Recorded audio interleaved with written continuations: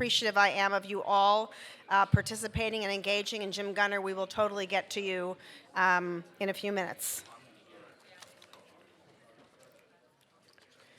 I think one of the comments that I loved most of all today was we've created a summative monster in America. That was kind of an amazing quote. I want to tell you a couple of quick things.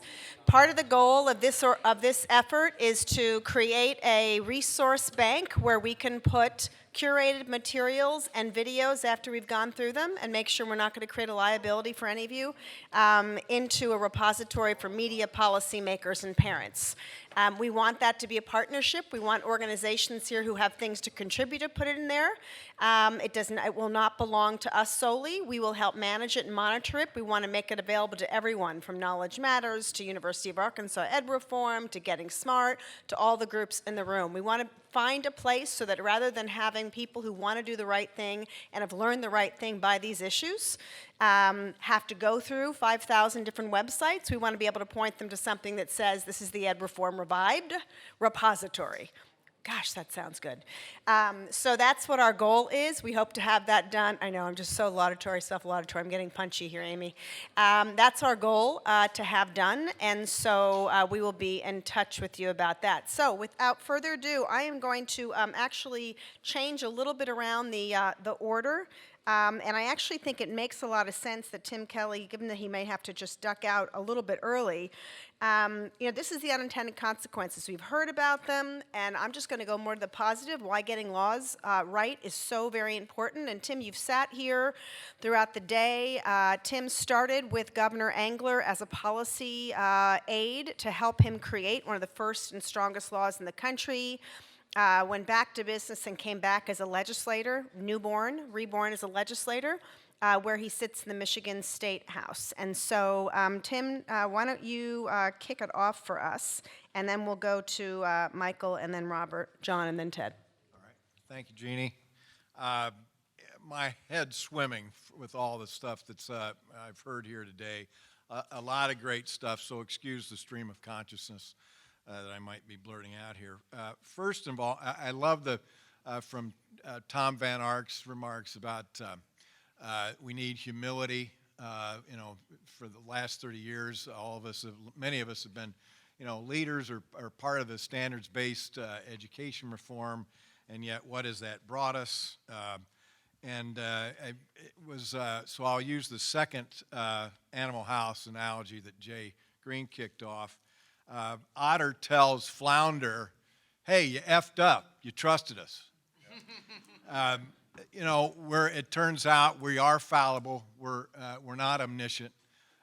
We make mistakes. And I think a lot of the things, choice has not been a mistake, but all the other things that surround education has, whether it's teachers, certification, all this stuff, all the junk that we've surrounded and weighted down education with is absolutely astronomical, and one that doesn't seem to make a whit of difference. Teacher certification. We just did a Detroit bailout, DPS bailout last spring, and one of the things that we did, Detroit has had a huge problem trying to hire qualified teachers. So we said, hey, you don't have to hire certified teachers.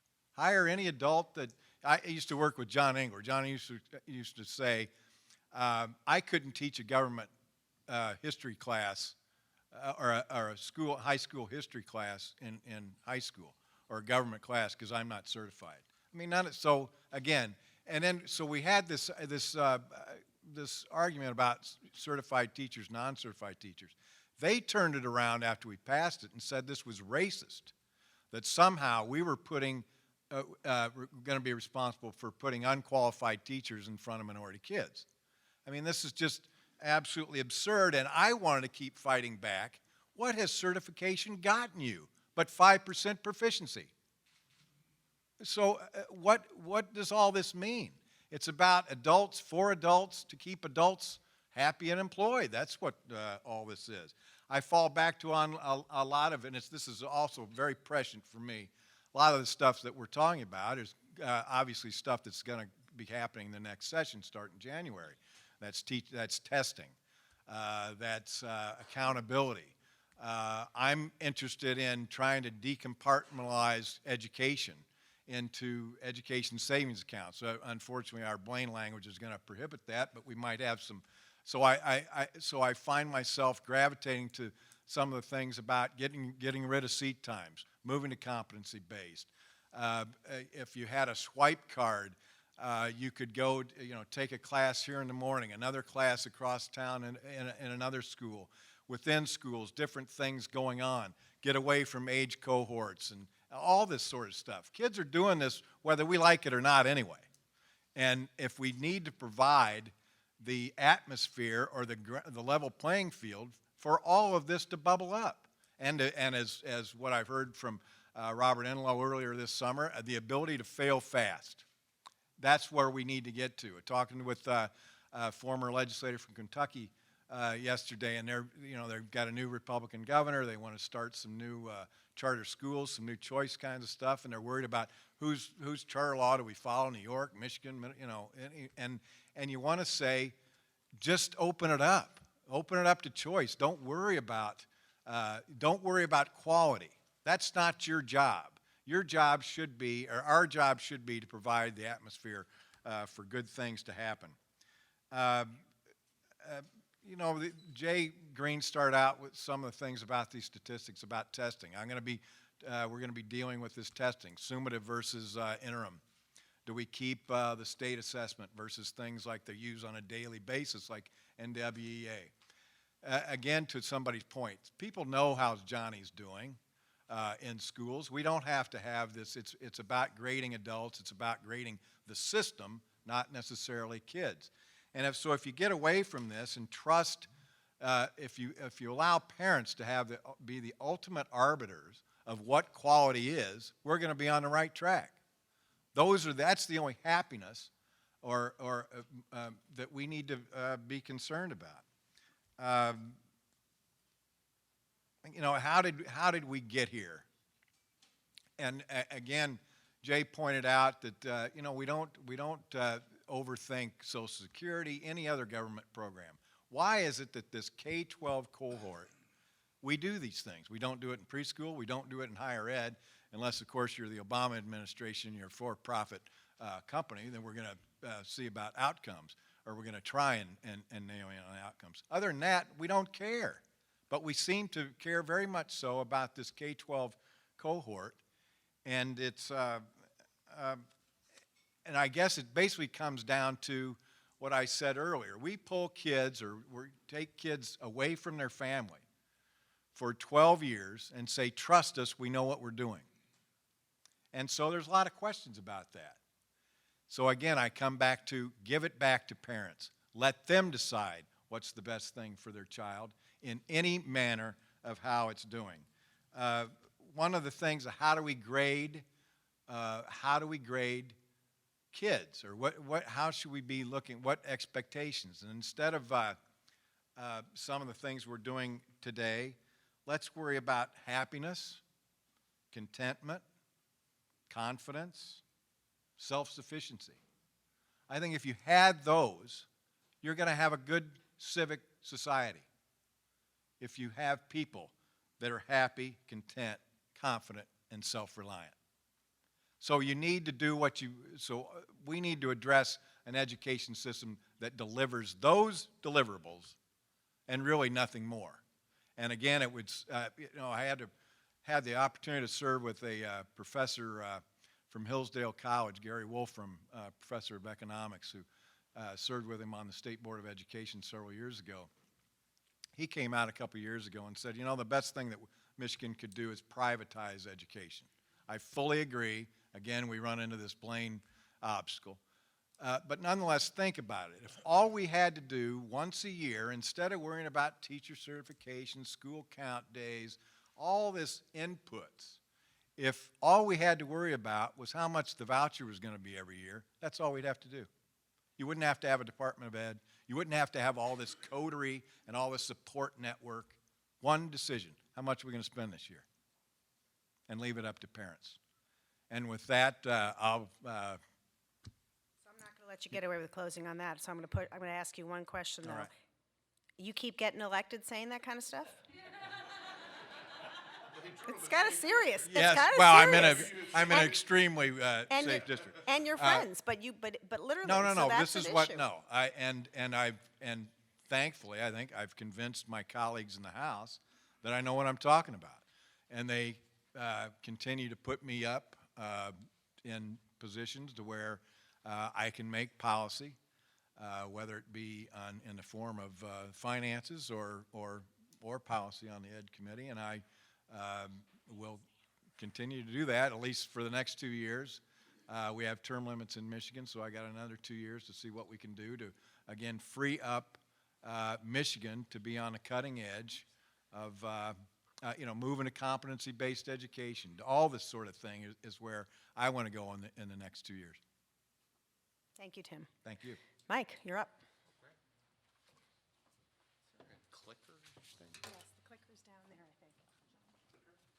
Bailey, hold on the clicker. There you go. Clicker master right there. All right, well, good afternoon, everybody. It's great to be with you. I'm Mike McShane. I'm Director of Education Policy at the Show Me Institute, great state of Missouri that I'm joining you from, and happy to return there soon.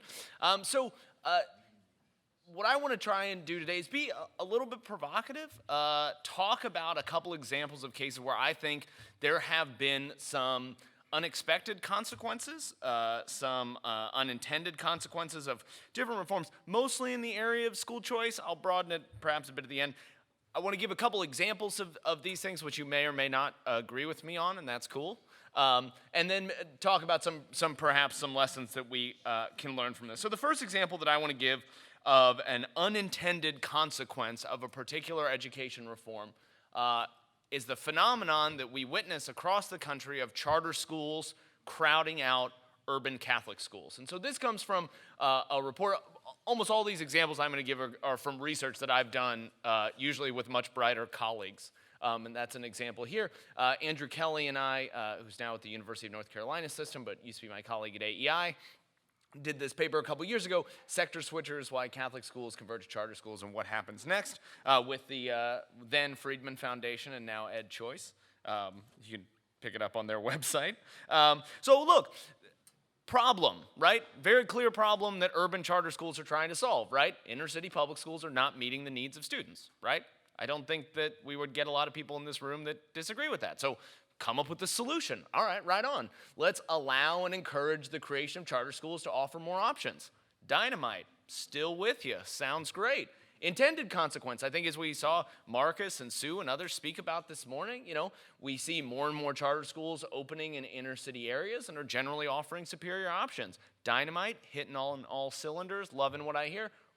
But there has been this unintended consequence. I know Matt Ladner has done research on this and others. There's a whole bunch of studies that we cite in there that charter schools are not only taking students from low-performing public schools, but also from Catholic schools who struggle to compete with this new free option. And I didn't even have time to add it into this PowerPoint, but Education Next has a new piece out either, today or yesterday, about some of these long-term effects of particularly private religious schools. I think it's former colleagues of mine, Dan Bowen and Albert Chang, that show that actually these religious schools have these really strong later lifetime outcomes, not necessarily something you should be surprised by.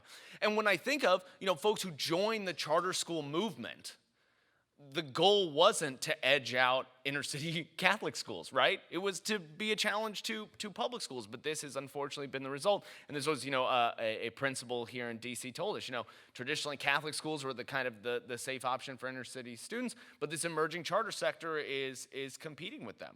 And unfortunately, the more we talk about things like vouchers or tax credits or ESAs, if we have some belief that students are going to take advantage of those in Catholic schools, the number of urban Catholic schools is on the decline in lots of areas that don't already have these programs. We see some upticks in Arizona and Florida and other places, but there may not be Catholic schools for these kids to go to in 5 or 10 years from now, which is something to think about. Again, I'm not against urban charter schools, but it's important to think that if we exclusively sort of promote those, that there will be unintended consequences.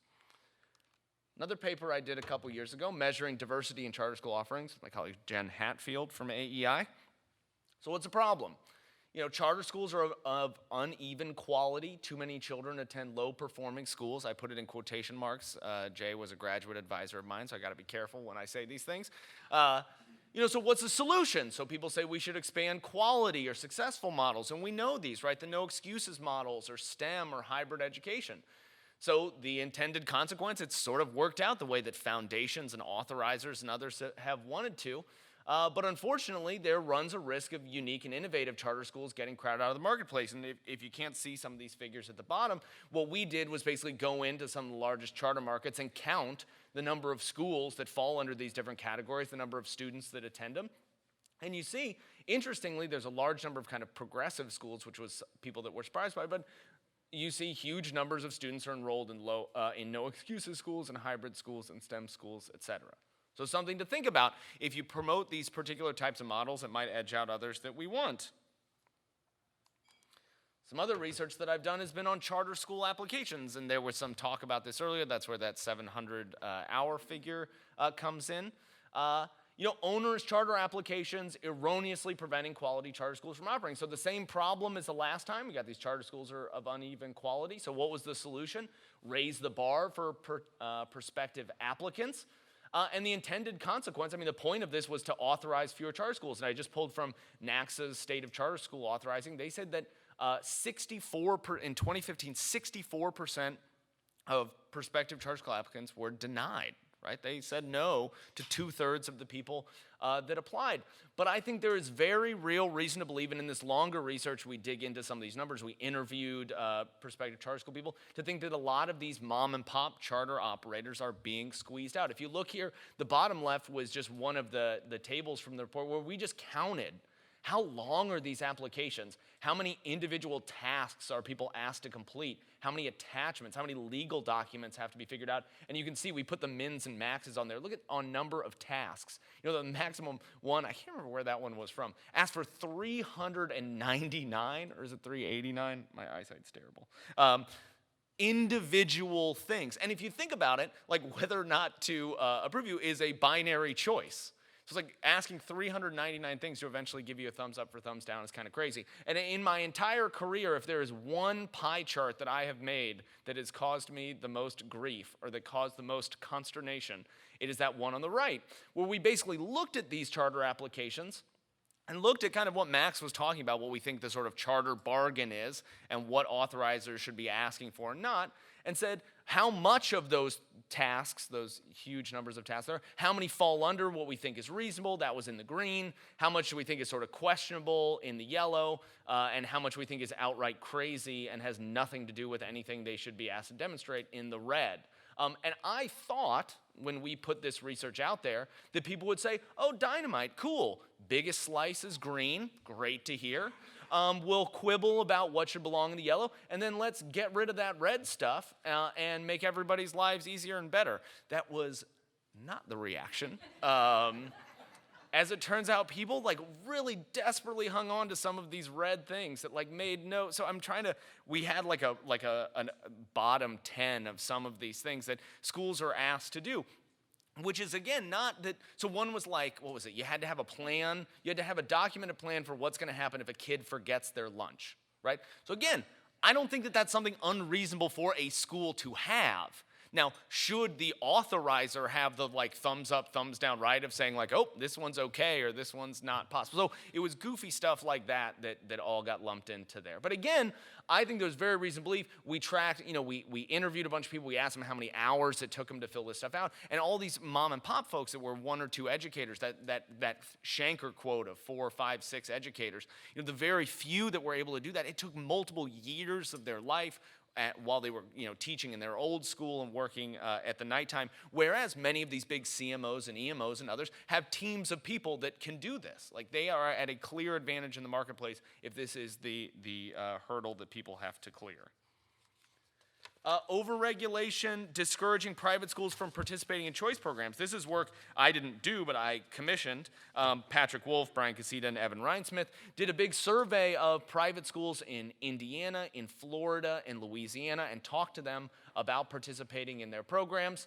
And again, some of the problems of the charter sector, too many low-quality schools, let's raise the bar. The problem is some of the things that they ask schools to do discourage private schools from participating in the program. So 2/3 of private schools in Louisiana don't participate in the voucher program. So we asked them, these are all survey responses on the right, so why didn't you participate? Why don't you want to be a part of it? And all the stuff at the top is around regulations, around paperwork, around participating in these things. It was less so in Indiana and even less so in Florida. But there are very real reasons to believe that the more we force schools to jump through these hurdles, they're just going to sit on the sidelines. They're just going to keep doing what they do. So that's an important thing. So now kind of branching off slightly from that, I want to go quicker through a couple other potential ones that I don't think, some of these haven't been around long enough to have research done on them, but something we should definitely be thinking about. So the first one, centralized enrollment systems. These things are seen by lots of folks as this kind of unalloyed good. Right? I get it. Picking the right school is time consuming and challenging. So let's use some sort of Roth lottery or preference-based ranking system. But I think it's true in the purest sense these things can be helpful, but increasingly it seems that advocates for centralized enrollment system also want to shape the types of choices that parents can make. They want to have particular demographic balances in schools and others that could override what parents want to do. So the more we allow the sort of enrollment system or model builders to impose what they think schools should look like or what people should want, you got all sorts of problems that come from that. I think you see the same thing in standardized discipline systems. So there's been a big push here that says, some schools, I think it's unfair that they suspend or expel higher numbers of students. So every charter school should have to do the same, should have to sign on to some sort of similar discipline system. Again, I think there's worries. We're going to hamstring schools that have stricter discipline systems. We very well may risk introducing more chaos into schools. It could harm student learning environments, and it could just prevent the types of people from wanting to operate in these areas. One that doesn't have anything to do with school choice, but I think we should think about, because it's like a thing du jour right now, is we should require, states should have to create plans, or districts should have to create plans that require the highest performing teachers to go into the neediest schools. And again, I get it. High quality teachers have huge positive benefits for students. The problem is teachers, particularly like high skill, high quality teachers, can do a bunch of other stuff with their lives, right? So if you're saying you have to go and teach in this school and they don't want to teach in that school, they can go, I don't know, like become an accountant. I don't know. They can do other stuff. And I think oftentimes that's left out, which is to say that people have other options. So they could go to other districts that don't participate in these things. So I think that thing of, so what can we take away from all of this? What I would sort of think is say, look, in many of these cases, there are going to be winners and losers. It's a question of who gets to pick them, right?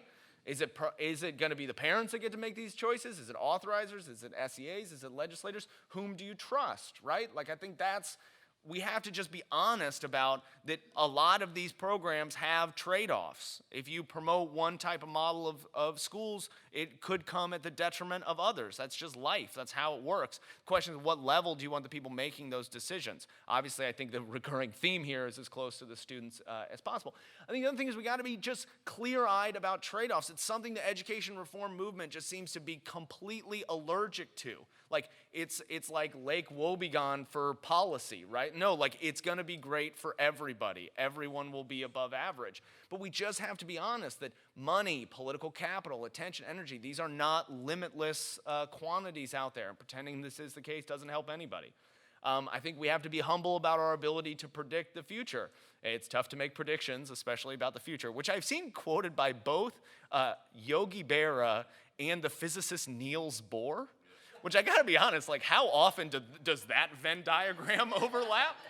So one of those two guys was on, well, I mean, they were both onto something, but in vastly different ways. Yogi Berra, good St. Louis guy. But anyway, I mean, like some of the stuff that I think what we see from Jay's calls to be more kind of humble about many of these things. Just recently, Doug Harris and his crew out of Tulane did some really interesting work about how little charter applications actually tell us about how well the schools do later, and we need to know more about that.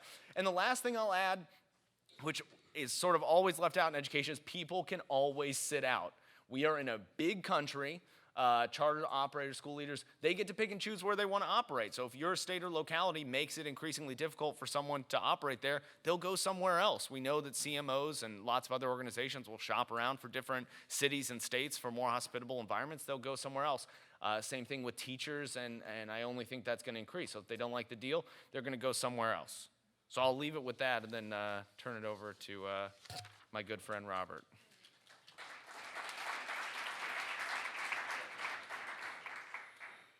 I have to say, I really hate following Mike McShane. Very much hate it, because I'm actually the comic relief here. I'm not any smart. These guys are smart. You guys are all been listening to smart people. I'm the guy that runs an organization and tries to get things done on the state level, right?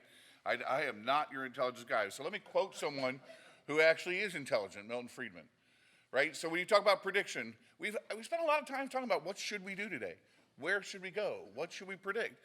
Milton Friedman had this great quote about predicting. People would always ask him, I heard him all the time, what's going to happen in the market? What are we going to do? What should we do? How should we make it better? He goes, I can only predict two things. It's going to go up and it's going to go down. This idea of being able to predict and control the future in a marketplace is ridiculous. We can help try and discuss quality, but we have to think a lot more about the consequences. So, for example, when the reformers get together and have consequences, Milton in chapter 7, when he talked about in Free to Choose, who protects the consumer. How many people have actually read this? Right, anyone? Chapter 7, who protects the consumer. He goes through this process of saying, hey, the reformers get together with all these like-minded bureaucrats and they say we got to solve this problem. Let's, in this case, call it poor quality education in cities, right? So reformers get together, say we want to solve this problem. They accept all these compromises with the people who are the status quo. They get together. The reformers have a victory with the status quo people. They're all excited, and the status quo people stay there, and the reformers leave. Or as my friend George Parker said, and Matt Ladner reminds me, George Parker was the union president in D.C. fighting the D.C. voucher program. If the union, we don't get you on the bill side, we'll get you on the rulemaking side and implementation side. So it's important to remember the unintended consequences of the reform movement. We talked about a little bit how we got here, right? I want to be very clear about one thing. I was talking with the chairman of the 100 Black Men, National 100 Black Men, talking about education and education reform. We were talking about the system as it is, our current system of traditional schools. He goes, Robert, you got to remember, there are no unintended consequences in that school systems. It's doing exactly what it was intended to do, which is keep people out of poverty and out of growth, or in poverty and out of control, to serve the adults and not the kids, and to make sure it stratifies society. The largest thing it does, if you have a problem in K-12 education, and you don't like it, and you can afford to do something about it, what are you going to do? Move, or pay twice. All this conversation has been a lot about reforming. It's been charter sector, and it's been great. And it's been Choice, and Jeannie's been great to put this together. But when we think about the unintended reform consequences, I'm going to, first of all, remind us all that it's not all that bad. I promise you 15 years ago, you would not have seen this. Just take a moment to ponder what that is. We are making strides on this issue, right? They didn't like being on the same panel, but they did it. But okay, let's talk. So we did a survey of private school choice reformers. So this is the private school choice side. That's what we do mostly. And I left one out, and I'll go over that. What do you think are the biggest threats facing educational choice around the country? This is a list of 200 people in the movement. Some of you in this room did this survey. These were the threats that they perceived: overregulation, political resistance or misperceptions, lack of collaboration, infighting, and poorly designed laws or low-quality schools. What I took out of that was charter success. The private school choice guys are extremely worried about charter schools because they're eating their lunch because they're getting more money. One of the unintended consequences of bill design of all of our reform movements is public schools get, let's say, 12,000 on average, charter schools get 8, and voucher programs get 6 or 5 or 4. So a child who's a low-income child in an urban area is worth 12 grand for a public school, 8 grand for a charter school, but not worth 4 grand for a private school. Think about the unintended, no, let me rephrase it, the absolute intended consequences that brings. So, let's go over those real quick. Overregulation. What do we know about that? So we know in the study of private school choice programs that we've done in America that there are a significant amount of regulations that come before the program and then after the program. Most of those regulations relate to paperwork and reporting, but they also relate to eligibility and admissions. So this is the isomorphism Jeannie's talking about on the far right. When you start saying to private schools, no, you can't take those kids. Or you have to report your test scores. The person from SUNY, you guys are what, 7th, I heard, in the charter school movement? Indiana is ranked number 1 in the charter school law, yet half our charter schools are Fs, if we're going by test scores. So you have to look at the unintended consequences of what's happening before and after regulatory environments. It's not good. You already have seen this one. Or my friend beat me to the punch. Leaders in Louisiana do not want to participate in the program because they are afraid of regulations. They're afraid that they're not ready for rigor. Now, I can tell you exactly how that happened. Who knows how that happened in Louisiana? We passed this great bill with charter schools, with vouchers, saying you can be a C, D, or F school. It's a wonderful effort, right? It's not a great thing, but it's a great thing if you're a low-income family or a family in a poor school, you could go to a private school. And then came along and regulated the heck out of them in rulemaking. If you have over 25%, you have to do this. If you have over 50%, you have to do this. You have to report this. You have to do that. You can't be a new start a private school and get vouchers. You have to wait for 3 years. So these are the way rulemaking really hurts and regulatory environment hurts. There's a real disconnect between, so the unintended political resistance, real disconnect between state houses and the people. Sorry for you legislators in the room, but there's a real disconnect. So, for example, lawmakers in America, according to a study we did, actually it's the first ever telephone study in the last 15 years of state lawmakers. Do you guys believe that, about half of you believe that education is going the right direction? Anyone want to tell me what the public thinks? Somewhere the reform movement is not wanting to say something, or there's a disconnect going on here. The unintended consequences of reform is maybe we don't want to actually call it out. Or, hold on, look at that. The public views vouchers far more acceptable as a policy than they do charters. But what do legislators love? There are unintended consequences of policies that pick and choose favorites and pick and choose support mechanisms. One of the challenges that I've listened to today, it's been great. One of the real challenges, this issue isn't about charter schools or course choice or whatever mechanism you want to talk about. It's about funding following kids. And yet we're all discussing which mechanism every time. And we have a message problem here that we need to figure out, and that's been one of the unintended consequences of the education reform movement. Infighting, right? I'm going to read you today's Ed Week title. Online charters cause rift among school choice supporters. Just think about that for a second. We're already painted into a corner, and we're painting each other into a corner. Because we're spending more time figuring out which mechanism we care about and less time caring about whether kids are free and whether families are free, and we're putting this on parents, right? Here's what I know about parents. If you give them the ability to choose, they are going to choose. If you give them the freedom to choose, they're going to choose some poorly, some wisely. And by the way, if you think poor people choose poorly and rich people choose wisely, then you really don't understand how people choose, right?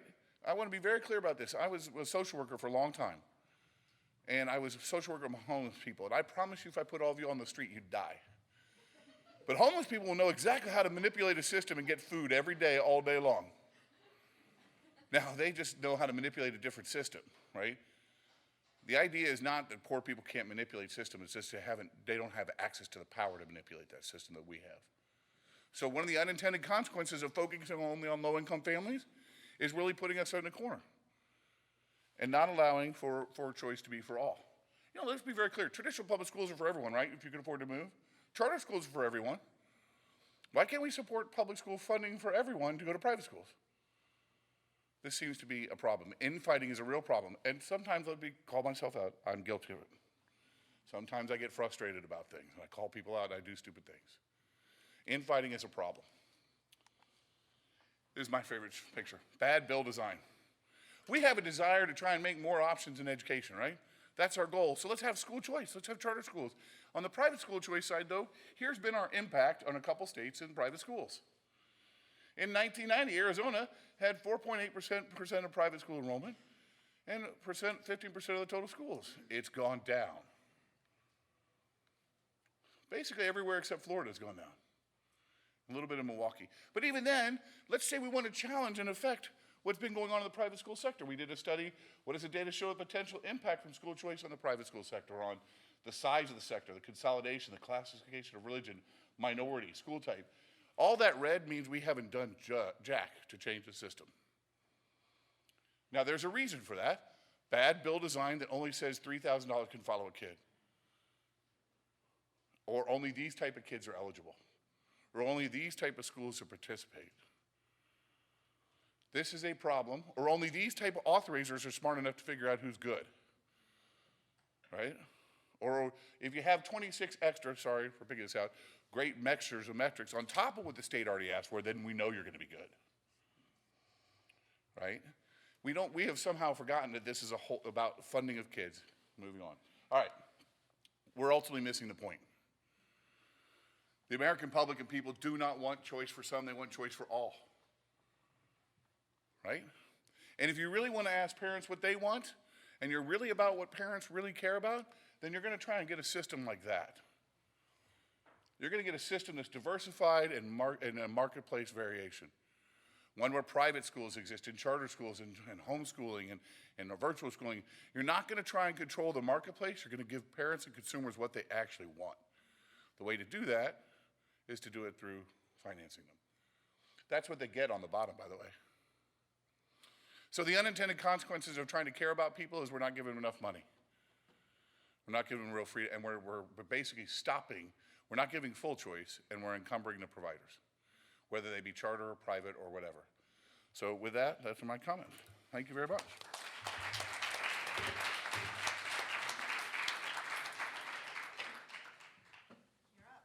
I'm up. All right. Is that, no, yeah, I'll stay down. I don't have any PowerPoint slides. I do have shadow puppets, so we can do. No? It's a dog, yeah. And I got the accountability butterfly. Yeah, that's good. All right, I just want to sort of build on a couple of the previous comments, which are far more expert and insightful than what I'll have to offer. But starting from a grande dose of humility, Mike's point of making sure that we're humble, and this is the biggest problem, at least that I've seen, both being in government and a regulator, as well as sort of now being on the outside and helping providers, both in a charter school space and the others, is that it is really hard, to Mike's point about predicting the future. It's even more difficult to predict the cumulative effect of all these regulations. So McShane's got a great quote about no raindrop thinks it alone is responsible for the flood. And that's very true when it comes to sort of the regulatory system, is that each of these regulations, each of those tasks that were thrown up on a slide, by themselves look very sort of innocent, probably very good, probably very pure, very, lots of justifications for it. It's the accumulation of all of that. And it's accumulation over time as well. I would argue one of the things that we need to do is add sunset provisions, automatic sunset provisions in regulations, where you put it on the onus for the folks that want the regulations to have to make the case for why that should be continued for another period of time. Because right now, all the onus is put on us saying this is why it's a regulatory hurdle. So huge issue there. And again, it's the problem that these regulations also freeze a very particular view in a very particular time. We're seeing that already with ESSA, right? Like NCLB sort of froze an accountability model, and it just assumed that there would be this automatic reauthorization. And then reauthorization didn't come.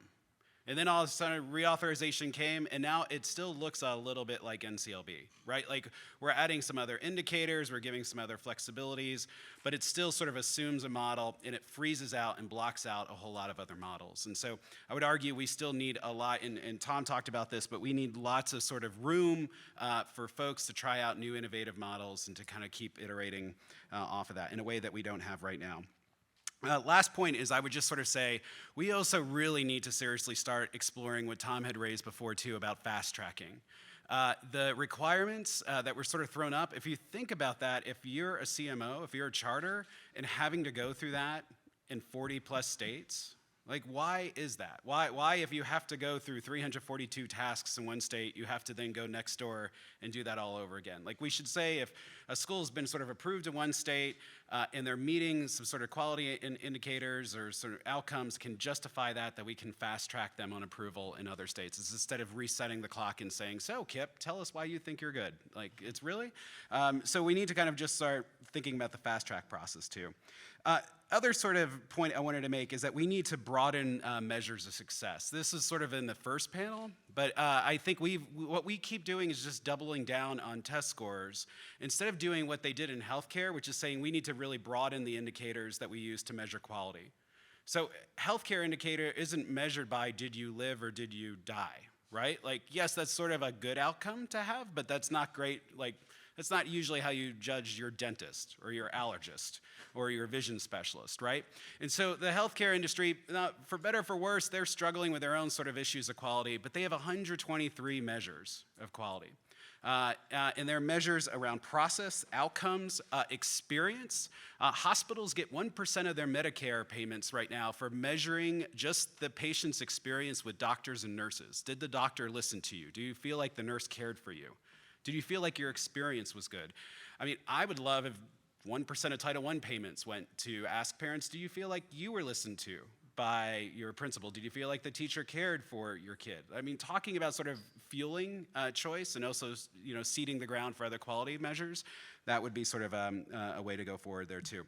Last is I want to draw on something that Michael Horn raised, or actually this 2 steps and then we'll go into what Michael Horn raised too. But I do think back to where we're sort of freezing in models, we are all talking about sort of school choice and whether that school choice should be within public schools, public and public charter schools, or public and public charter schools and private schools. But meanwhile, what is really happening out on the ground is that it is happening at a much granular level. And this you heard with course choice, this you heard a little bit with what Michael was saying, that parents and kids in particular are pursuing learning at a much more granular way. They're taking part in Duolingo courses and teaching themselves foreign languages. They're taking part in coding.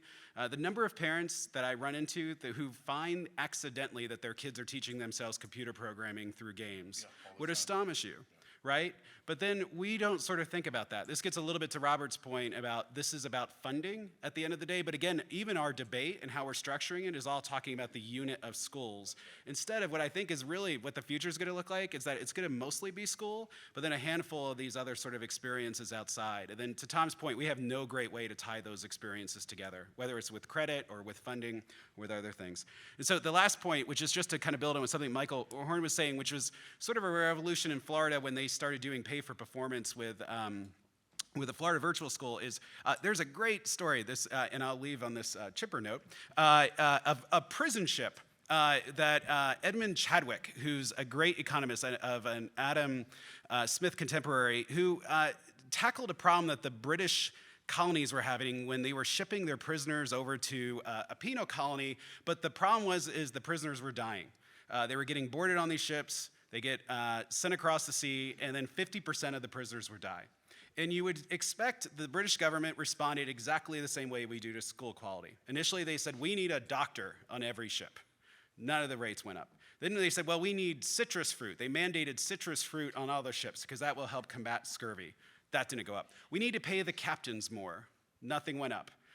And then Chadwick came around and said, why don't we just pay the captains for every prisoner that exits the ship instead of the numbers that board the ship? And it went all the way up to 90%. Right? And so with very little mandates of doctors and more pay, it was just sort of changing the incentives. Incentives matter, incentives work. And right now, for better or for worse, regardless of the school structure, we have sort of a fee for service. It's like you're not really paying for quality, regardless of how that quality is defined. And so if we start changing some of those incentives, even on the outskirts, even on the fringes, I think without heavy-handed mandates and with a lot of the other unintended consequences we have, you can see some real improvements. So I will end short, and we'll go from there. Awesome.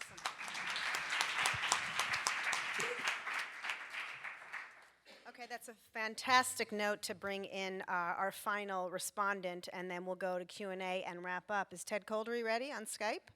So for those of you who don't know Ted Coldery, anyone in the audience, Ted Coldery is the father of charter schools, 1991. Hi, Ted. developed public school choice throughout the 80s and worked with legislators to craft and take Ray Buddy's concept to life as chartering, has been studying it for years, has recently written a book, Split Screen Strategy, I highly recommend, and on John Bailey's sort of great conclusion that really tied together Robert and Michael and choice, and going back to Michael Horn. You know, innovation is not something you stand up in today and tomorrow and say, this is how it's supposed to go. You allow it, you prosper it, you take risks, you innovate. And across the country, one of the most exciting things happening right now is the conversations that talk about content and competency and badging and how you learn, and learning choice and educational choice are happening at a much faster, bigger rate than they are in the room of 300 or even in the room of 100 that we might have. And so Ted's put a lot of thought into that. Ted, I'm grateful that you're here. I don't think he can see us, but we can see you, and I would love to turn it over to you to just give us some final thoughts about where we should be in our world. Well, I appreciate that. I wish I could be there. I just to draw your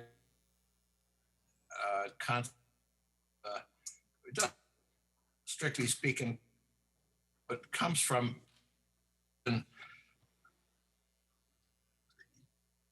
represent exclusively. Hold on, Ted. Hold on, Ted. We're getting a bad signal. What can we do about that?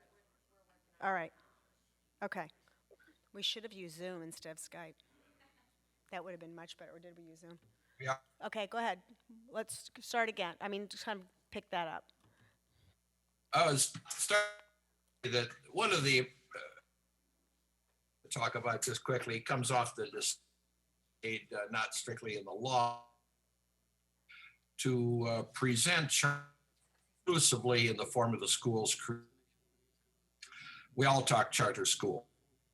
The schools had serious. Ted, hang on 2 seconds. I'm sorry, and excuse us. We're going to call you on the phone, so pick up the phone. We'll see you, but we're going to have you talk in the phone and just mute you. All right? Okay. No? Okay. Go ahead. Are we going to have him call? All right, Ted, can you call? If you can call that number, great. From Ted this morning. We're in the world of technology, but Plug and pray. we are in a hotel, and he's in a room. I like his office. Right. Well, this is the question, right? Why can't we see and talk to people across the transom? 646. Yeah. That's the one. John, why don't you start dancing right now? Okay, got something going on? Can we do some of those puppets? Interpretive dance of ESAs.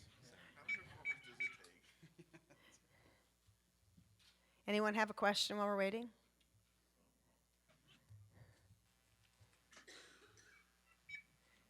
This really has been a fantastic day, and I'm grateful to you all for hanging in there. Thank you.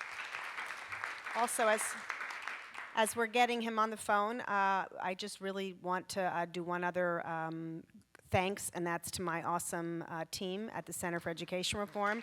Amy McGrath, Richard Weinberg, Ted Allen, Amanda's somewhere. Michelle was floating around. Thank you for all you've done to make this possible. Is he coming on? All right. Ted? Okay. Hello, hello. Mute his computer. Ted, mute your computer. Can you turn off the audio on your computer, Ted?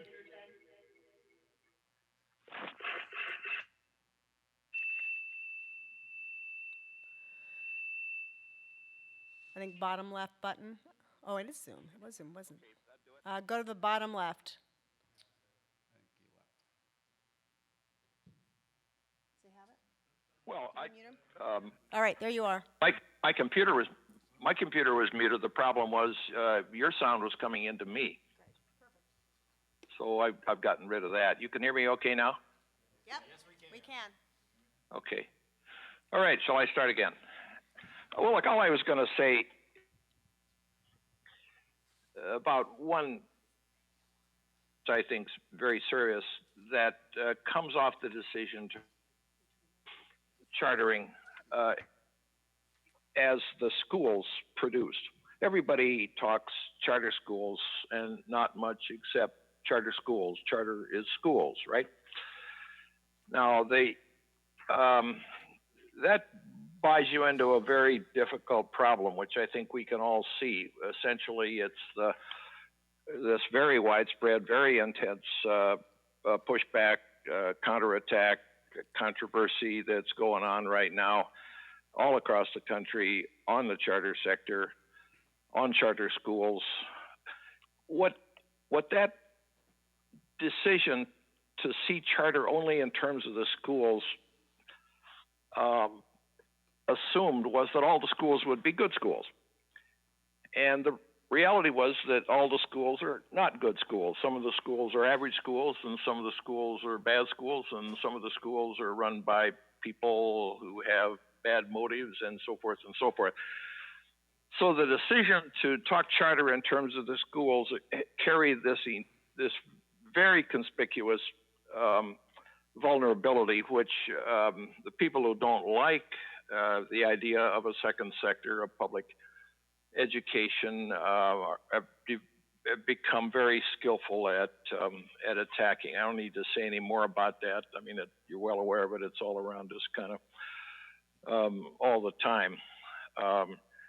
In addition to the other fact that a charter school is not a kind of school anyway, so talking about charter schools and trying to link charter schools to student achievement comes across to a lot of people as, basically silly. The other approach, the other possibility, and still the alternative, I think, is to talk about chartering as a innovation, as a process for getting to different approaches to learning, things that I think Mr. Bailey was talking about a couple of minutes ago. Different ways of teaching and learning, different forms of organizing school, in which case a very different discussion occurs. I'm not saying that it displaces the argument, the whole debate about the schools, but it adds a dimension to the discussion about schools, which seems to me to be very important. Let me just give you one example of the innovation that has actually started here, and something like the same, well, it started in Minnesota, even though not legislatively. And that was just the application to education, to schools of the professional partnership model that all of us are familiar with and interact with in other white-collar vocational areas we call professional. Fairly early on, some ordinary people, I sort of detest, I really object to the term mom and pop, is dismissive and disparaging, but these are very ordinary teacher people who started a school that was organized on that model of a professional partnership. And this is to spread. We've had other schools like this appear. It turns out they work as partnerships work in other fields. It turns out that their leadership is quite stable because it's rooted in the group rather than in the single come and go or die or quit. The teacher turnover is very low. The teachers are extremely motivated. And you get a second generation of innovation out of it because teachers in a position to shape what the school is and to run and direct the school because they are, quote, on top. Then way school works in the direction of models and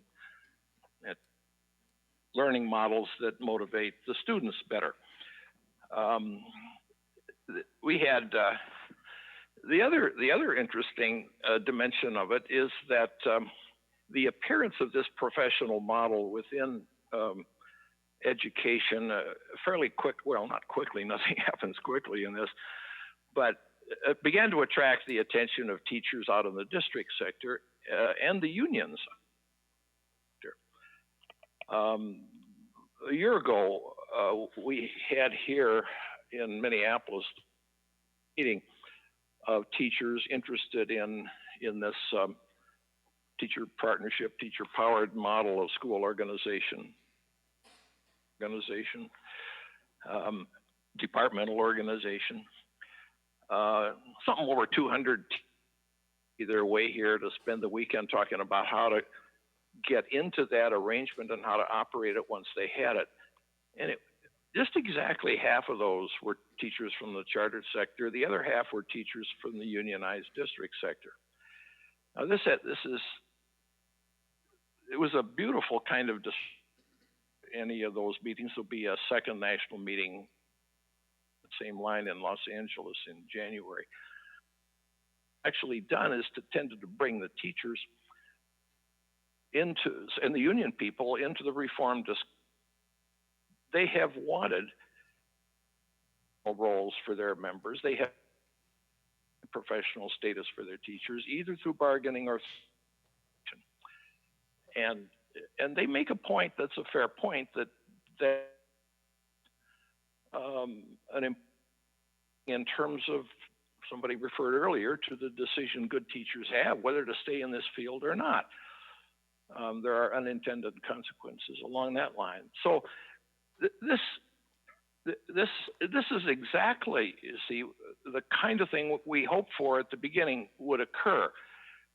New and different ideas and approaches would appear in the charter sector, and these would migrate over to the district sector. Now, I go through this only to point out that this is the kind of discussion, see, that is not going on. Everybody is talking about charter schools and do they work and what are we going to do about the bad ones? And the problem is, we haven't been able to keep the bad ones from appearing, and we haven't been able to. We cannot go on with a discussion that's just about the schools. So the question I talk about is how are we going to get more of the discussion about whatever you want to say, chartering specifically or reform in general, over to this question of how do we begin to instigate, provide the encouragement from top levels, higher levels in the policy world to people at the working level to try something different that in their judgment will work better for the students they have. Well, I leave it there. Thank you so much, Ted. I'm sorry our video's not working for you, but while we've got you, anybody have a question that I can repeat for Ted? Well, I can just stay here, and Good. I'll, Awesome. if anybody does, Okay, I'll be on for the rest of your time.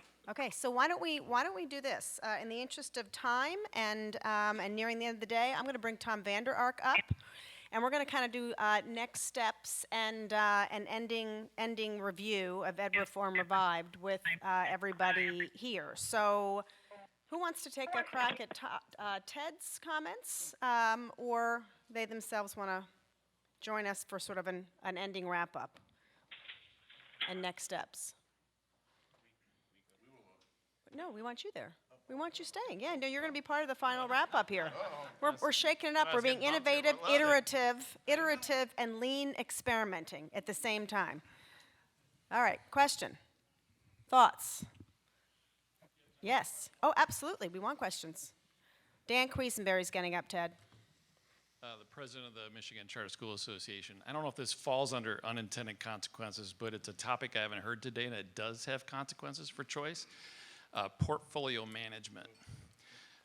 You heard from Chairman Kelly in Michigan earlier in this session about fixing Detroit. Somehow, decades of academic and financial failure included, we had to manage this charter sector somehow. What I found as an advocate here to try to defend good things for kids was people from all ends of the political spectrum thinking portfolio management was a good idea. I started to ask people, what do you mean by that? What's your definition of it? And it went anywhere from what some people might say are market enablers to significant regulatory control. Please, could you speak to this a little bit, add it to your writing and speaking, because we don't know what we're talking about, and it's starting to be done all over the country. Thank you. And when you talk about portfolio management, Dan, okay, and when you talk about portfolio management, I've heard a couple of different ways, and I just want to clarify. So, Philadelphia, we're going to do something with district schools. We're going to do Renaissance schools, which are semi-contract schools. We're going to have charters. You're all going to be under one umbrella. We're going to expect the same from each of you, right? There is no definition. Yes, there is. The definition is very clear. It's people who get together who think they're really smart and how to put the right school mix together because they know where they should go and they got the money behind them to do it. We get the talent in because we know it's all about talent too. Of only the kind of schools we like because we don't like those other schools. So as someone in Indiana who's dealing with innovation network schools, they didn't like Carpe Diem when we first came in, right? And so we didn't get the grant over here. We didn't get the early initial grant over here. And we've struggled ever since because we weren't one of the most favored nation portfolio status schools. So it's actually a very intentional focus to try and create types of schools. Sorry, Tom. Ted, what do you think of portfolio management? Correct or incorrect? Well, Jeannie, I'm not quite sure. I think there are two different things moving in this. The portfolio management could apply just to a district. I think back to the way Paul Hills brought it along. It was the concept of a board not having its schools organized in the classic public bureau model, in effect having a contract with each. The second idea that now is this idea of the super district or city level, which would embrace the district sector and those into a portfolio arrangement, but would then also oversee not running the city's charter sector. This is Osborne is the one I think working most active. The models differ, as let's say, between DC and Denver. DC, you have the city council, then you have a board of the district sector and a charter sector. Where you have one board, district elected board that both rated schools perhaps would delegate more authority to individual, but also is the only authorizer in the city. Concern is that any body is fairly shortly schools for which it's responsible. We don't do a very good teaching people how to manage contracts. Schools of public affairs don't teach anything about contracts. They teach people how to run things. That's my concern. That's a great comment, and Tom Vanderark wants to comment, but what you're saying that the Paul Hill vision was, a contract with each school, not like the district schools are okay, then we're going to pick a bunch of contract ones, a bunch of charters, that every school would have a contract. I think that was the pure idea. Tom? Well, like a lot of people in this room, I'm a big fan of Paul Hill. He was one of my early influences. What I appreciated about reinventing public education in regards to this idea of portfolio manager was he said there is an important regional or citywide role of a governing body or at least an advisory body to ask a question, what kind of schools should our kids have? Or what kinds of options ought to exist in our community for families? I think that's a super important dialogue that ought to be active in every community. I do think, in addition to that, there ought to be some conversation about who has access to what in our community. So what kinds of schools are going into what neighborhoods, who has access to those schools, who has transported access to those schools. When I look at, with some culpability, at what happened in New York, both good and bad, right? That's like choice crazy, just an explosion of choice, and probably supermarket choice, meaning there's too much too many choices for parents to make rational decisions. So I think about how could a community board encourage equitable choice so that all families have good access to a reasonable number of schools. So I think there's an important role for a community leadership group to play. The second answer that I want to talk about in this question is we spent 3 years studying learning ecosystems and then wrote a book called Smart Cities That Work for Everyone. And the result of that study was that given new technology and new learning models, we think there's a really important layer in every community for intermediation, that you need a place to go to incubate new ideas. And so if I take my early interest in blended learning and Ted's interest in new governance models and teacher leadership, they ought to have a place to go where they can mash that up and try it on a small scale and see if it works. So I think every community needs that sort of inspiration, incubation, intermediation sort of a role. Now, I would agree with Robert, in many places these harbor masters, there's pros and cons, right? There's unintended consequences of people that collect all the money and get to make decisions about what's good choice, what's bad choice. I appreciate the fact that there's consequences, good and bad, that happen from people that volunteer to play that role. It's a challenge. I mean, this is a conversation we should have. And there's some things you're saying I really appreciate. The community conversation I agree with. I mean, I can't not challenge the idea that parents can't make rational choices with too many choices. I mean, I challenge that because, that's what a market does. It creates a lot of choices, and then parents rationally figure out the ones that work and don't work. Some are better than others, right? So long as we actually have equality, and so I would actually have no problem, to be honest with you, with portfolio model in Indianapolis if every student got every single dollar that would go to any single system. Well, the only issue But in that's New not York, what happens, right? So Robert, but keep stay on here. So here's the question.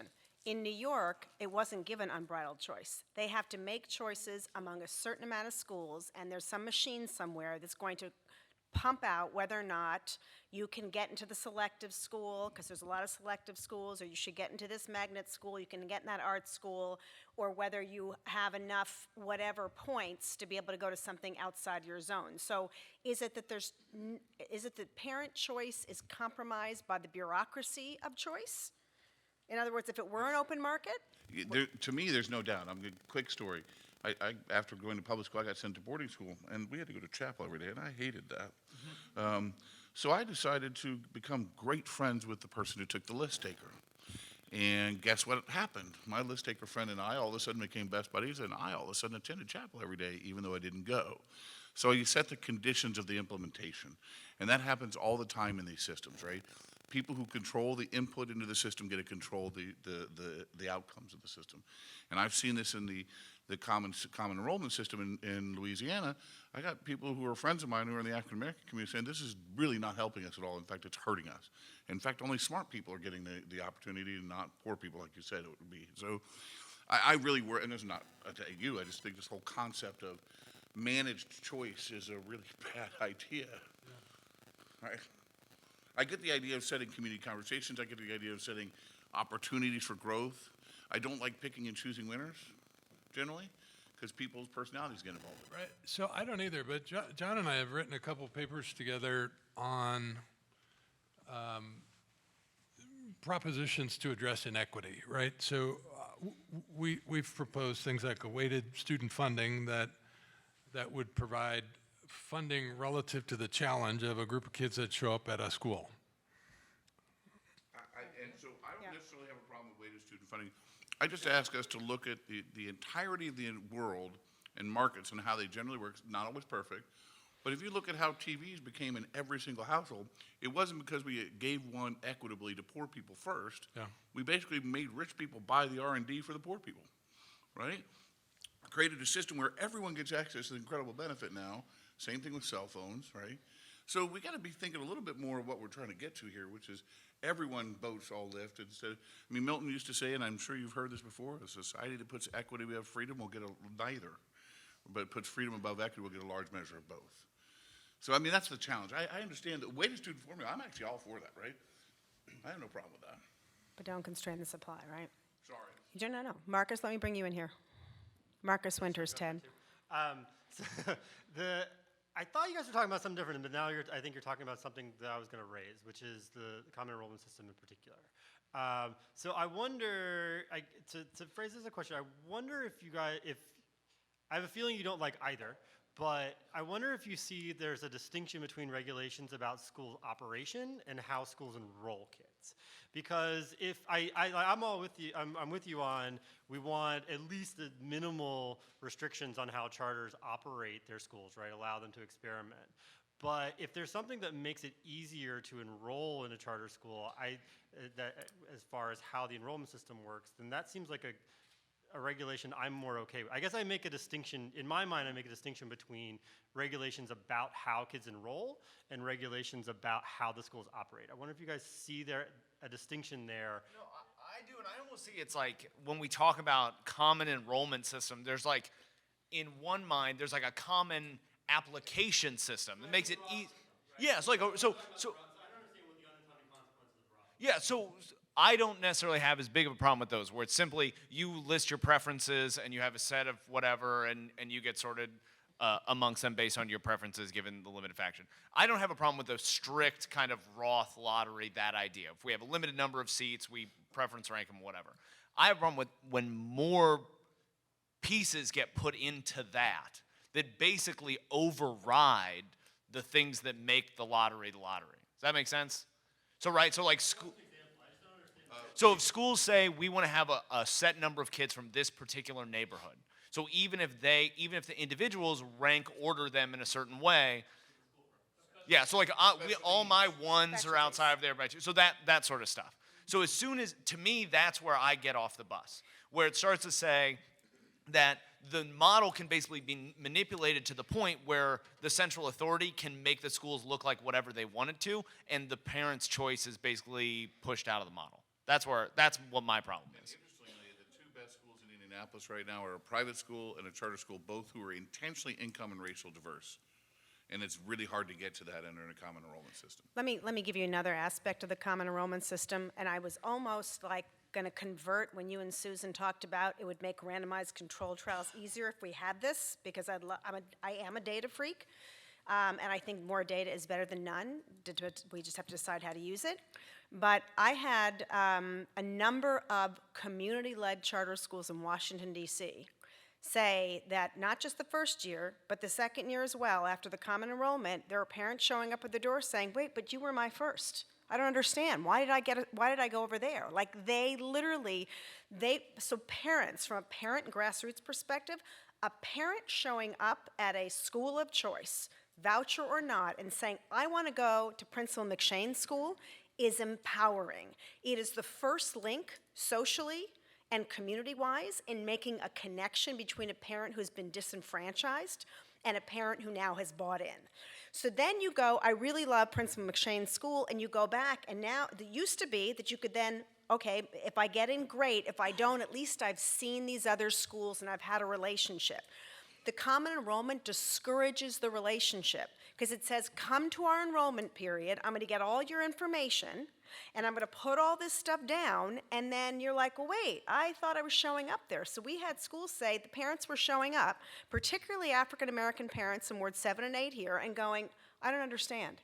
I want to be in this school. I put that down because they told me I had to put something else down, but I would have rather waited. So to them, it's gamed, right? To them, it's kind of rigged, and what we do, I hate to use that word, God, I use that word. But right, so what we did is we basically said, it doesn't matter how you feel about a school, you're going to be part of a machine. And what I fear is that machine will start taking into consideration other things that we don't even know about.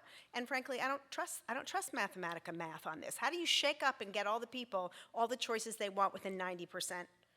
It makes no sense. Yeah, see, I'm less worried about that piece of it. I think so long as we have a scarce supply and we're trying to give the most equitable way to do it, a Roth lottery seems like the fairest way. Because otherwise, those same people, they could all show up to the school, but there's not enough seats. Okay, and well, you what gotta about turn the them away. personalizations taken out? Well, that's what I'm saying. So, but think of that same scenario where everyone wants to come to, and I like everyone wants to come to Principal McShane School. Can you blame them? But what happens is they all show up on the first day of school, and there's 400 chairs and 500 kids, and you're turning them away. You want to talk about something that's going to disenfranchise people, that will too. You still do a lottery. You still do the lottery the way the lottery was traditionally done, and it's physical. And again, it's physical. It's emotional. You're there. You're vested. You got to go shop for another school. It's mean, but basically it cuts you in, and it makes you're vested in the progress. It's almost like for me, I want to try and make choices easier, right? So, and I want to make it such that isn't easy. if people can game the, if you are holding individual lotteries at each one,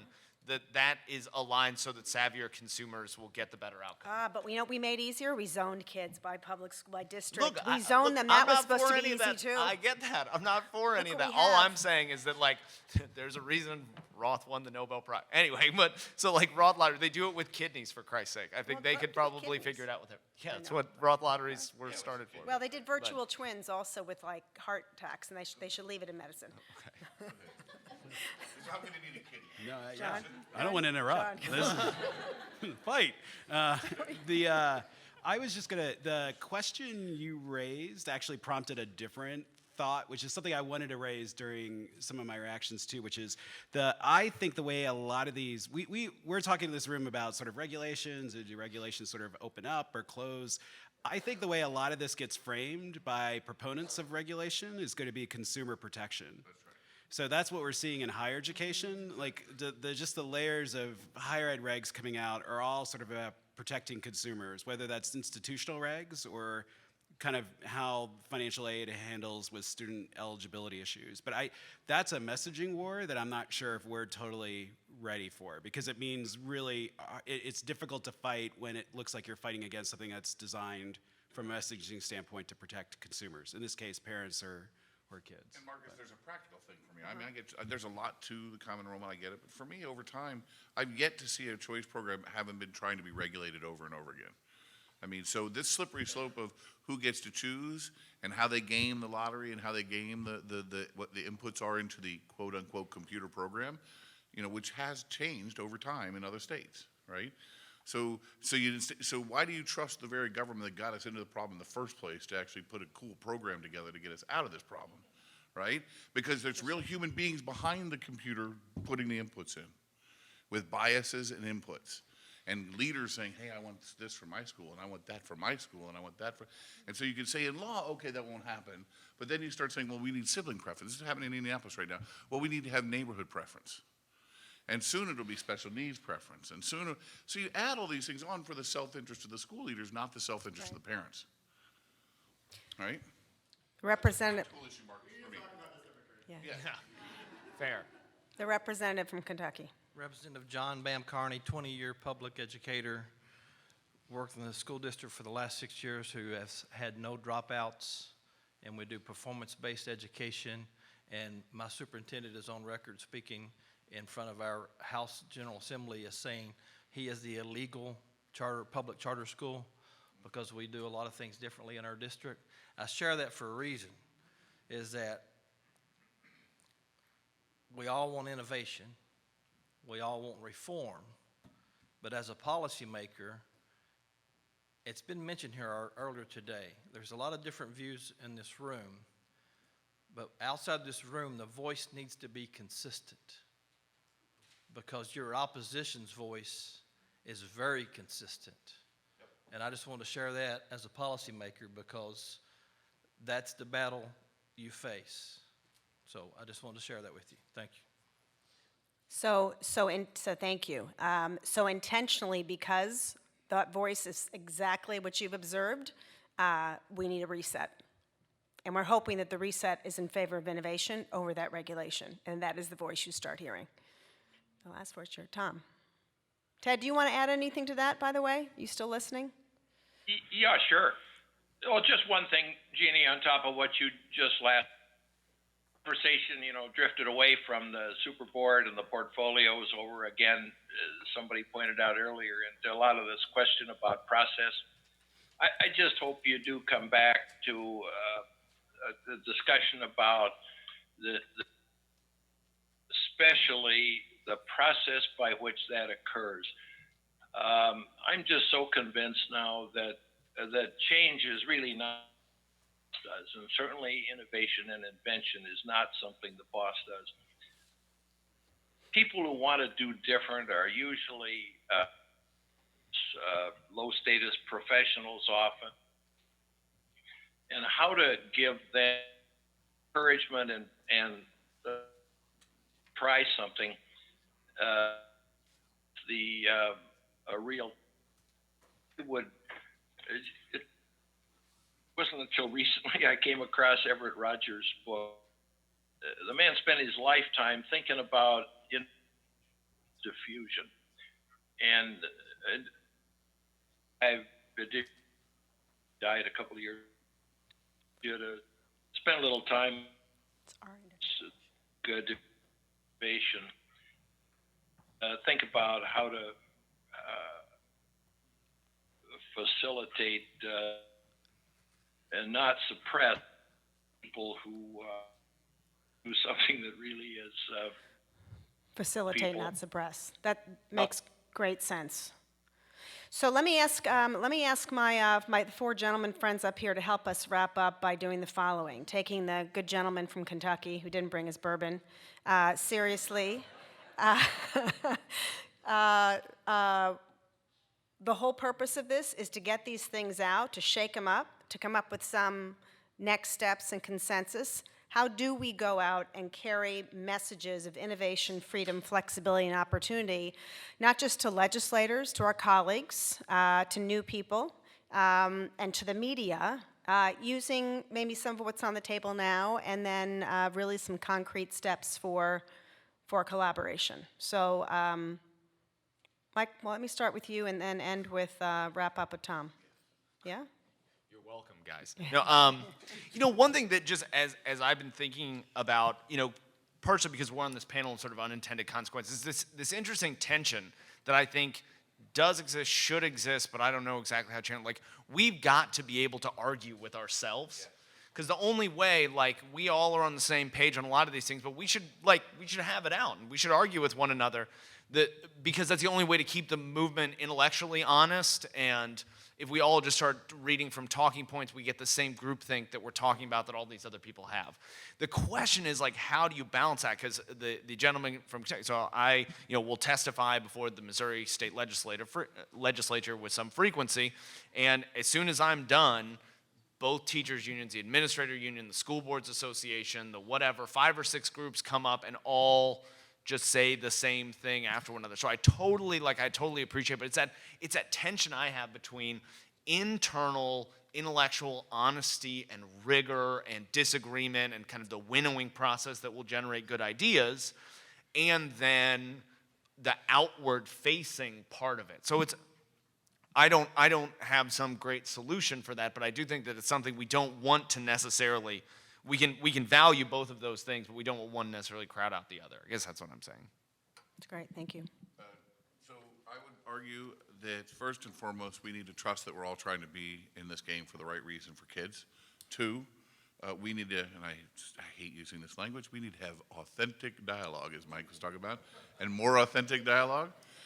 3, we need to actually have meaningful outreach in communities outside the 300 of us. Right? The legislators back there in the room, there are 2 things I know you care about. The 5 calls you get on stuff in your community is one of them, right? So based in your community, how do we get out there into your community and have this conversation at a real local level, right? Meaningful outreach. So trust, authentic dialogue, meaningful outreach, and then I would argue a common message and a vision, which I think is going to be the hardest point. Yes.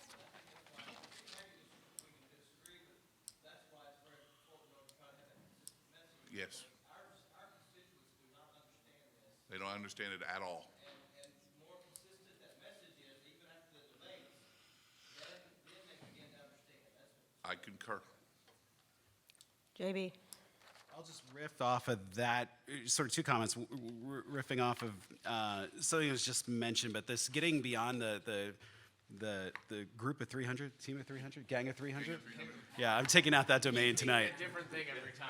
Gang of300.com is, that'll be my new website. But if there's anything that this election cycle is telling us, if there's anything to be taken out of a known lesson learned from Brexit, is that we do need to get out of the group of sort of elites where, again, like you're never going to be fully out of that, but without sort of getting more proximate and sort of engaged with communities, this really is all for naught. So, and I think it's one of the reasons that the opposition wins is because we bring convenings and white papers and PowerPoints, and they're out actually in communities engaging. And it's really hard and just, it is so hard, all the foundation funding in the world, funding really intense communication campaigns cannot override these viral campaigns that pop up. We saw this with other ed reforms that Adam Peshek and I were sort of a part of, is that when something's viral, it is really, really hard to counter that, no matter how much money you have against it. So that's one sort of lesson. The only other point to build on Jeannie and set up Tom is that the future is happening much faster than you can expect, right? And so as you're putting in regulations, things that you think are way off in the future are not that way off. We all thought self-driving cars is something coming down a couple decades. It's not. We all thought sort of, artificial intelligence is, the stuff that was in movies is now very much at play in real life. And it becoming part of our life every day. Virtual reality, the goggles look dorky, like it's just for, gaming geeks. But no, like Seth was just in the room and he left the room because he's working on a virtual reality, school. So all this stuff is happening much faster. And again, if you're not sort of thinking the way the tech community does of like 10 years in the future, then you're regulating for something that by the time your regulations get baked, it's going to be what Robert Foss talked about in the mending wall. You're going to be walling out a lot of stuff that you're walling in. And so before you build a wall, you wouldn't want to ask yourself, what are you walling out and what are you walling in? And then I'll hand it over to Tom. All right. Tom?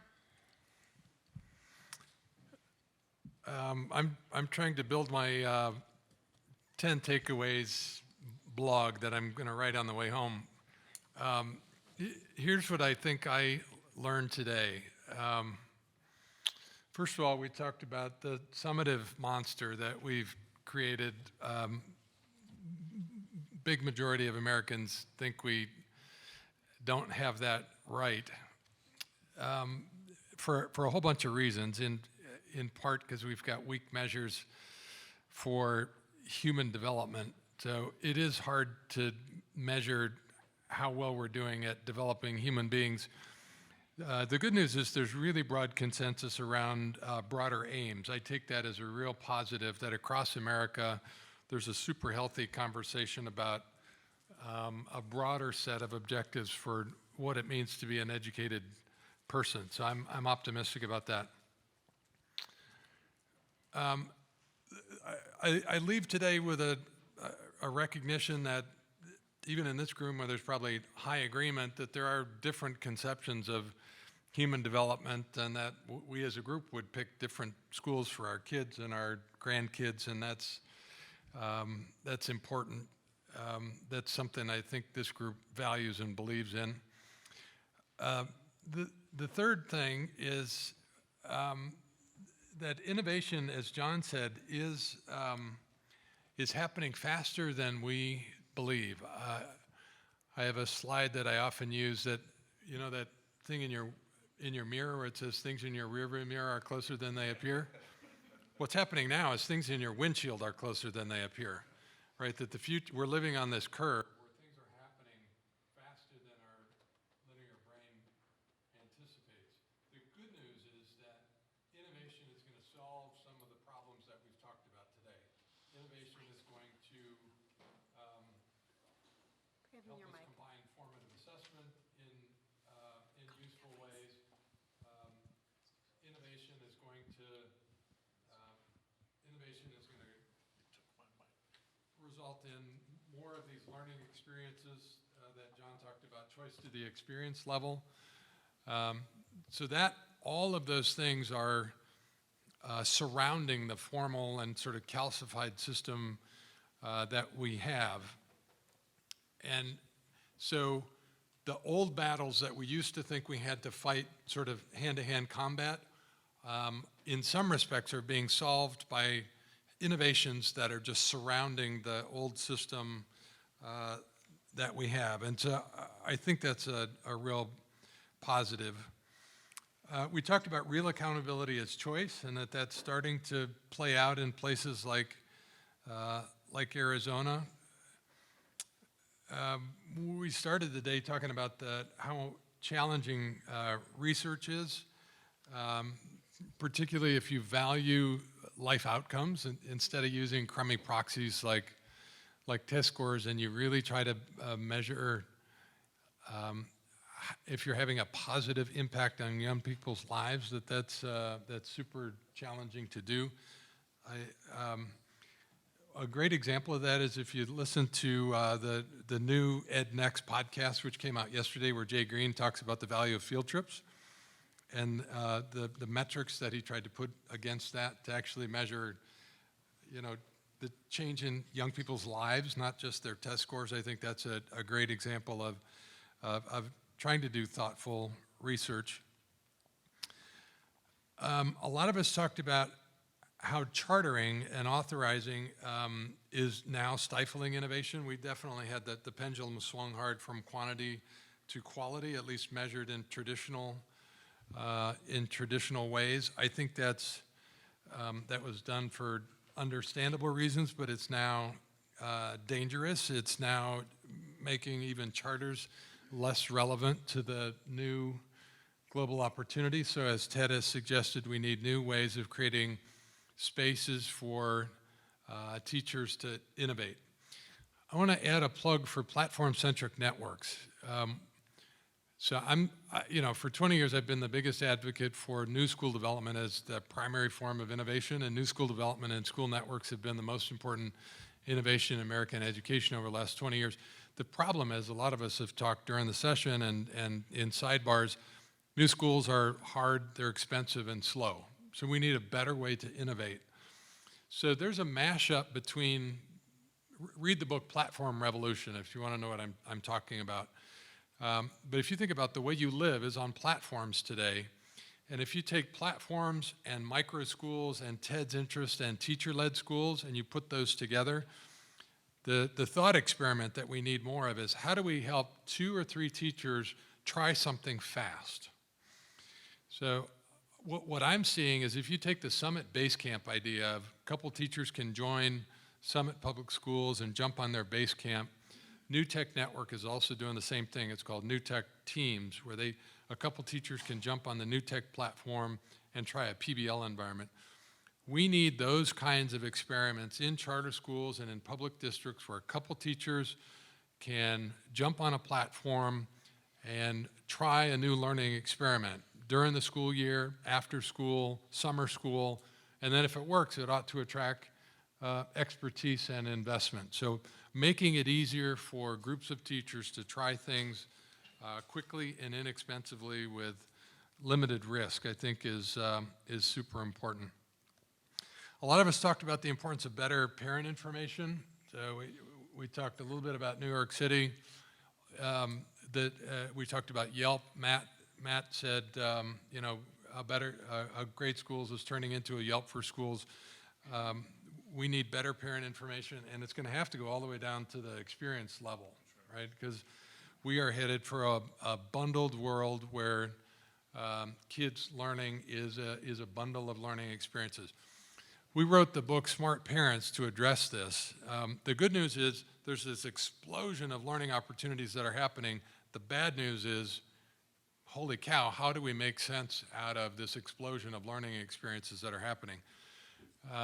The Donnell K Foundation in Colorado is leading this Reschool Colorado effort, and what they're suggesting is that you got to put an advisor on the front of an ESA, right? If you're going to send money out to everybody, then you need to create access to a bunch of advisors, learning Sherpas that help families craft thoughtful learning journeys that bundle, that sequence a set of thoughtful learning experiences. So we need smart algorithms and smart advisors that help families recombine a set of learning experiences in the future. Because it's not going to be connection to technology that's the new digital divide.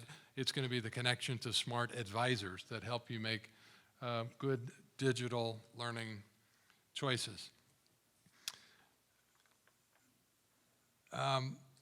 Last two things, beware of unintended consequences. You guys did a great job of teeing that up.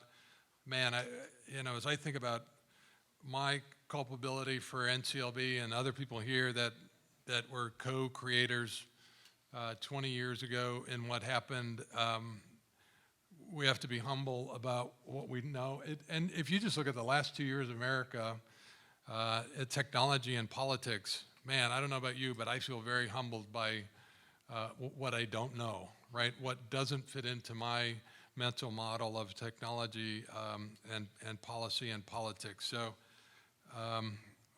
good reason to be humble about unintended consequences. And then John's point that incentives really do matter, that we have to be really thoughtful about the incentives that we're creating and the barriers that are disincentives. And I'll just close with the need for more R&D. We need more money and more investment, as Ted has suggested, in allowing people to try things. We need more investment. If Brewer Saxberg was here, he would talk about investing in learning sciences and getting much smarter about how we develop knowledge and skill in young people and what sequence works best for what kinds of kids. So more investment and more space for R&D. And thanks to everybody that talked and asked questions. Really interesting, provocative discussion today. Thank you, Tom. Thank you, everybody.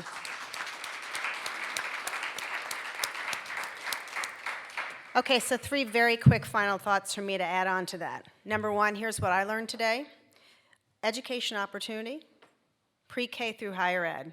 Learning doesn't have bounds, it doesn't have degrees, it doesn't have limitations, it shouldn't have structures. We should agree that we should be talking about learning opportunities writ large. And let me add that Yep. the world is quickly moving past degrees to these new forms of learning, and it's not just learning, but it's new signaling mechanisms, right?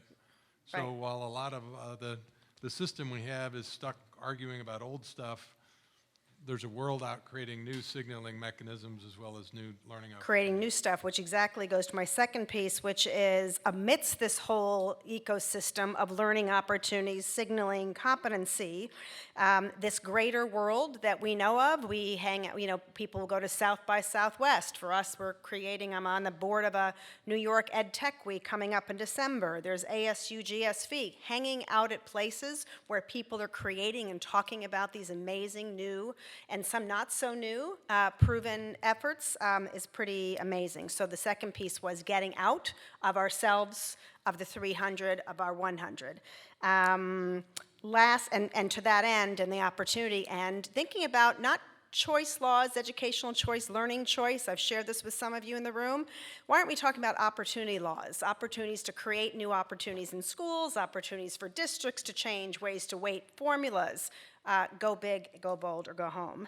And last, I'm just going to end with the premise of the day, which was educational freedom drives innovation that shocks the status quo, inserts competition, ultimately contributes to the superior outcomes that result from content excellence delivered through great schools. Content excellence delivered through great schools. There's no one perfect way to do it. That's why we're here, and we will be hoping to work with you all on an ongoing basis through the next several weeks and months, particularly as we seat new legislators, new media, new research, new science, and new schools. So thank you so much for being with us today. And thank you, Ted. Thank you so much. Nope, thanks for having me. Gosh, appreciate it.